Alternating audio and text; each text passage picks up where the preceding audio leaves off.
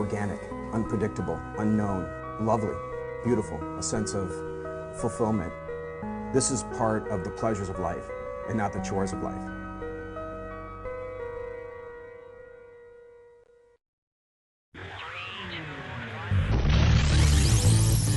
Coming up on Daily Iowan TV, one of the most influential people in the world died today. We have the details next. And you're looking at Ronald McDonald, and he's not loving it. We have the latest on what brought these protesters to a local McDonald's. And it's a football bowl extravaganza in sports. We have all that coming up at the top of the hour. Daily Iowan TV starts right now. I'm Tom Brokaw. For more than 100 years now, the University of Iowa community has been waking up to the Daily Iowan. Today, it's the largest newsroom in eastern Iowa. And now you can see the news every night on Daily Iowan TV and get it anytime worldwide at dailyiowan.com.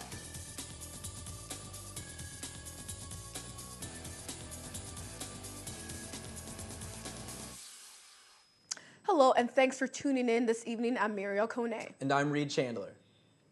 We begin today with sad news. Nelson Mandela, a revered leader who led South Africa out of decades of apartheid, has died. Mandela battled a recurring lung infection and other health issues in recent months, which led to frequent hospitalization. President Obama addressed the nation following the announcement, saying, "Mandela achieved more than could be expected of any man. He lives for the ages." And after a year-long discussion, the University of Iowa Admissions Administration has made a couple adjustments to the undergraduate application. The first is a transgender option to the existing gender drop-down menu. The second is another optional checkbox for students who wish to identify with the LGBTQ community. Michael Barron from the University Admissions Office believes that the updated application gave this year's incoming freshmen an advantage as far as getting involved on campus. And to offer a clear and direct pathway to more information about the kind of support systems and the student organizations and all of those things, you know, that make up a good support system for students coming to the university. 4 students from the 2013 applications checked the transgender box, and 468 students indicated their identification with the LGBTQ community. People recognizing the University of Iowa as an inclusive community, they think that's a good and a positive thing. This information, if students choose to provide it, does not affect their admission to the school. And in a push to grow HIV/AIDS awareness in Iowa City, students this week are choosing the color red. Now Reed Chandler has stepped over to our Spotlight Iowa City set to give you an inside look. It started with just 2 groups. Now it involves 8. A growing local movement to extend HIV/AIDS awareness is seeing more support in its second year, and the local voices behind it are helping Iowans see red. Tammy Hott has a 20th anniversary this year, but it's not the kind she initially thought she'd ever be celebrating. I was diagnosed with HIV 20 years ago, August 23rd, 1993. It was the day before my 25th birthday. Not the birthday gift anybody wants. Tammy discovered she had HIV just days after doctors diagnosed her husband, Roger, with AIDS. Their wedding was 3 months away. The doctor said we might as well cancel our wedding plans. He wouldn't live long enough for us to get married. But they did get married, and Roger fought the disease for 3 more years. But Tammy says the perception of HIV and AIDS wore him down. Even after his death, Tammy told people Roger had cancer, not AIDS. If you have cancer, people care. If you have AIDS, people judge. Now Tammy wants to change the way the world views HIV and AIDS, and this week she's doing just that by sharing her story at the University of Iowa. It's called I See Red Week, and it's the second annual HIV/AIDS Awareness Week sponsored by several student organizations pushing for human rights and health issues. HIV and AIDS is an issue that kind of flies under the radar, and people maybe don't want to talk about it. What started in 2012 as a collaboration between 2 student organizations now has expanded to 8, with the common goal of making students and community members in Iowa City realize the issue is more local than you'd think. A lot of people think that HIV/AIDS isn't a big deal anymore in the United States, but in reality, people are still becoming newly infected every year in the U.S. Just in Iowa, over 2,300 people are living with HIV or AIDS, and the UI HIV/AIDS clinic currently treats 650 patients. 60% of those are local from Johnson and Lynn counties. What organizations like One and Global Health Club want us to realize is if each person chooses to show others red, the big picture becomes that much more visible. Today, Tammy has above average health for someone managing their HIV, all because she was diagnosed and treated early. For her, if students are getting the importance of awareness and getting tested, her job is accomplished. I'm really worried that we are going to put another generation at risk because they don't have the education that everybody is assuming that they have. I want to reduce the stigma. Reed Chandler, Daily Iowan TV. And if you'd like details on the rest of IC Red Week's events through the weekend, grab a copy of Thursday's edition of the Daily Iowan, where we have them all listed. You can also see there where you can get tested for HIV in Iowa City.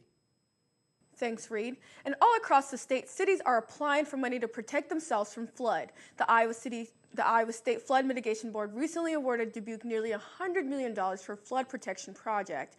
Up to $600 million, however, is available for other cities in Iowa. Call it the McFight. Community members gathered at a local McDonald's today protesting to raise minimum wage to $15. This is part of a nationwide campaign, and protesters hope to also be able to form union within the fast food giant. Currently, employees are not able to form unions. The Iowa Wind Energy Association could run out of money by the end of the year. Iowa's federal renewable electricity production tax credit is set to expire on New Year's. The tax credit renewal is believed to be a key factor in continual advancements on the use of energy in Iowa. Senator Tom Harkin has urged for an extension at a minimum of 10 years in length. And I know we've gotten our fair share of some gusty wind today, but Kelsey, please tell me we have some sunshine in our future. Well, Muriel, sorry to say it's only going to get more gusty and cold. Tomorrow morning, it will be a chilly 7 degrees with partly cloudy skies. In the afternoon, the temp will rise to 17 degrees, but by the evening, it will only be 4 degrees. Looking at the rest of your week, Saturday, it's going to be 19 degrees with mostly sunny skies. On Sunday, the temp will be a little bit warmer, sitting at 24 degrees, but expect some snow. On Monday, it's going to be 14 degrees with cloudy skies. Tuesday will be windy with a high of 27, and Wednesday it will be partly cloudy skies, and Thursday will rise to 29 degrees. That's all I have for weather. Back to you guys at the desk. And now a look at what's happening beyond Iowa. The United Nations is pushing the Dominican Republic to restore the nationality of tens of thousands of its citizens. A recent court order in the country is expected to revoke the citizenship of up to 200,000 people. Those affected by the ruling have 18 months, starting June 2014, to request Dominican citizenship. And in the aftermath of Black Friday and Cyber Monday, retail stocks are sinking on Wall Street. Among those reported a drop in sales are the known brands like Aeropostale and Victoria's Secret. Florida State quarterback Jameis Winston is back in the running for the Heisman Trophy. Last year, a report surfaced that Winston was under investigation for rape. An ESPN report revealed that Winston's DNA matched a sample taken from the complainant's underwear. The Tallahassee Police Department has been investigating the case for weeks, but ultimately decided that there was not enough evidence to charge the star freshman. Winston is considered a front-runner for the Heisman Trophy to be awarded on December 14th. Florida State plays for the ACC title and a spot in the BCS National Championship game on Saturday against Duke. And speaking of sports headline, Reed. That's right. We have our Daily Iowan TV sports segment up next with Lauren Moss. Lauren? Reed Pigskin is back on the program in the Daily Iowan TV sports studio tonight. Lauren Moss bringing you everything you need to know about college football's most crucial weekend. Now, there's a lot to get on tap tonight. We got to clear the headache of the BCS bowl picture and welcome Iowa football beat reporter Cody Goodwin to the set for Little Hawk Talk, defense style. But we're going to start tonight with Whitney Blakemore and Chelsea Brown to find out all your championship weekend headlines. What's going on, ladies? Thanks, Lauren, and welcome to our first segment of Who's Hot and Who's Not, where we tell you who's hot and who's not in college football. Starting with former Wisconsin coach Brett Bielema, who went 3 consecutive Rose Bowls with Wisconsin, but can't seem to hang in the SEC. Bielema, in his first year as the head coach of the Arkansas Razorbacks, has a record of 3-9. The Razorbacks went winless in the conference for the first time in school history. Yikes. Purdue also had a horrible year in Big Ten country after being bowl eligible last season and only winning 1 game all year, all the way back in September. Moving right along to our hot list is the newest coach of the USC Trojans, Steve Sarkisian. The former head coach of the Washington took a Husky squad that missed a bowl in his first season to a perennial postseason team. The Trojans are already looking forward to the upcoming change in coaches, and Auburn obviously on our hot list after defeating Alabama with a last-second missed field goal attempt that Chris Davis ran back for a 109-yard Auburn touchdown in the Iron Bowl. But our hottest of the hot, Whitney? The hometown Iowa Hawkeyes, having flip-flopped its 2012 record of 4-8 to 8-4 for 2013 and a respectable bowl game in their future. And Chelsea, keep in mind the 4 teams the Hawks have lost to have a combined record of 44-4. Not many other 4-loss teams can boast that kind of a schedule. Well, that's definitely a lot of 4s, and that's all the time we have here. For more of the bowl picture, back to you guys in the studio. Well, thanks for that report, ladies. Now, Iowa football beat reporter Cody Goodwin's joining me on set. Now, you've heard the Hawkeye report. It's been defense that's been flat out dominating this season. And Cody, you've been with the team since August. What's been the biggest surprise for you personally? I'll say the biggest surprise has been the Iowa defensive backs, specifically the cornerbacks. I'm talking B.J. Lowry and Desmond King, just the true freshman. Lowry, 16 pass breakups this season, 3 interceptions, 2 of them went back for touchdowns, and Desmond King, 7 crucial pass breakups and 63 tackles, was tied for 4th most on the team. You can't forget senior Tanner Miller back there at safety, 3 interceptions this year, a very quiet, successful senior season. All right, and while the corners have been the unsung heroes, but the players Kirk Ferentz has been singing the praises for lately has been the Iowa linebackers. It has been the Iowa linebackers. We're talking James Morris, Anthony Hitchens, and Christian Kirksey. Those 3 seniors have kind of been the backbone of that defense all year long. All 3 of them combined for 297 tackles this season. 21 of those went behind the line, and they also accumulated 8.5 sacks and accounted for 10 turnovers for the Hawkeye defense. So it's really those 3 seniors that have been the leaders for a defense that finished top 10 in the country this year. All right, well, thanks for joining me, Cody. And while the Hawks' bowl picture is clearer than most, the BCS chaos theory that many had envisioned when the bowl system was first put into place may finally happen in 2013 after last Saturday's Iron Bowl. Don't worry, though, college football fans. Our own Jordan Cavialis has just the medicine you need to clear up that headache. 6 conferences automatically qualify for BCS games. They are the SEC, ACC, Pac-12, Big 12, Big 10, and the American Athletic Conference.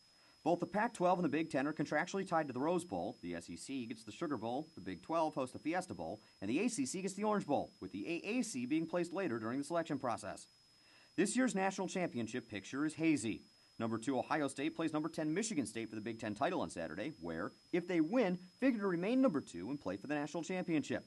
Meanwhile, number 1 Florida State will play number 20 Duke for the ACC title, a win-and-in situation for the Seminoles. However, it's not as simple as it seems, especially if Ohio State drops the Big 10 championship to MSU. Number 3 Auburn faces number 5 Missouri in the SEC title game. People believe that if Auburn wins, they deserve to play for the national championship, regardless of what happens with Ohio State, with 2 wins over top 5 opponents in the last 2 weeks, and 3 other wins over previously ranked ones. On the other hand, if Missouri wins the SEC and Ohio State loses, people believe either they or number 4 Alabama should still play in the national championship, as a 1-loss SEC program is viewed to be better than the Buckeyes. However, a spot in the national championship game is not the only thing on the line this weekend. Many believe that no matter what happens in Indianapolis, Michigan State will be playing in the Rose Bowl against the winner of Saturday's Pac-12 championship between Arizona State and Stanford. If Oklahoma State wins, they will represent the Big 12 in the Fiesta Bowl. However, if they lose, the winner between Texas and Baylor will be playing in Glendale on New Year's Day. They could be playing Northern Illinois if they win the MAC championship tomorrow and finish in the top 16. If the Buckeyes and the Seminoles win, it will likely be Missouri or Auburn representing the SEC in the Sugar Bowl. If the Orange Bowl loses Florida State to the national championship, they will get first crack at replacing their vacancy, followed by the Rose Bowl should they lose Ohio State. After that, the Orange Bowl will select again to fill the at-large position, followed by the Sugar Bowl and the Fiesta Bowl. While all of this is confusing and unclear, one thing is certain. We will know everything for sure on Sunday night. Jordan Cavialis, Daily Iowan TV Sports. All right, thanks for that, Jordan. And unfortunately, that's all the time I have for you tonight. Reed and Muriel, back to you guys at the desk. That's all we have for you guys tonight, but be sure to catch our Friday's edition of the Daily Iowan. Read about why a group of students gathered today to decorate gingerbread houses. And see what local community members have to say about genetically modified organisms, or GMOs. Thanks for tuning in this evening. We'll be back at the same time on Sunday, or you can catch us anytime online at dailyiowan.com. Have a wonderful night, and see you back here next time.